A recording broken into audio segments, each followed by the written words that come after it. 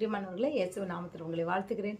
இந்த நாளில் தேவன் நம்மோடு பேசுகின்ற வார்த்தை, சிங்கத்தின் வாயை தேவன் கட்டுவார். சிங்கம் என்பது என்ன?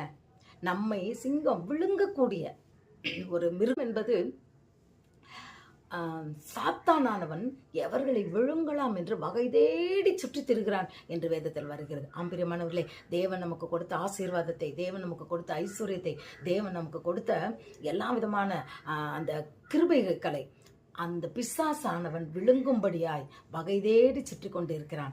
எப்படி தானியேலை சிங்கத்தின் குகையில போடும்போதும் சிங்கத்தின் வாயை தேவன் தூதனை கொண்டு கட்டினாரோ, அதே போல இன்றைக்கும் இந்த நிலைமையில நான் இருக்க பிசாசனுடைய அந்த சகல விதமான தந்திரங்கள் எங்க வாழ்க்கையில எங்களை கஷ்டப்படுத்துதேன்னு சொல்லி வேதனையோடு ஒருவேளை இருப்பீர்களானால் இன்றைக்கு இந்த வார்த்தை உங்களை தேடி வருகிறது.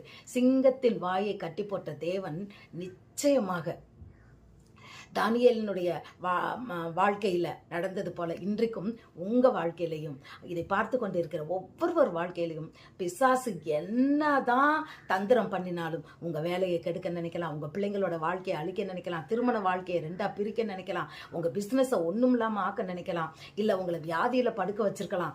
எப்படிப்பட்ட கஷ்டங்களை அவன் கொடுத்து அவன் விழுங்கலாம் என்று வந்தாலும் கர்த்தர் கைவிட மாட்டார். ஹல்லேலூயா.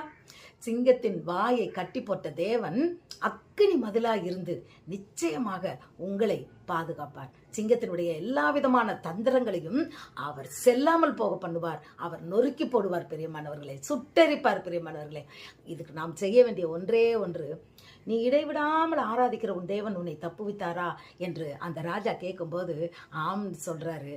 அந்த தானியேல் எப்படிப்பட்டவர்னா, எங்கும் உண்மையுள்ளவர், தேவனை இடைவிடாமல் ஆராதிக்கிறவர், உண்மையுள்ளவர்,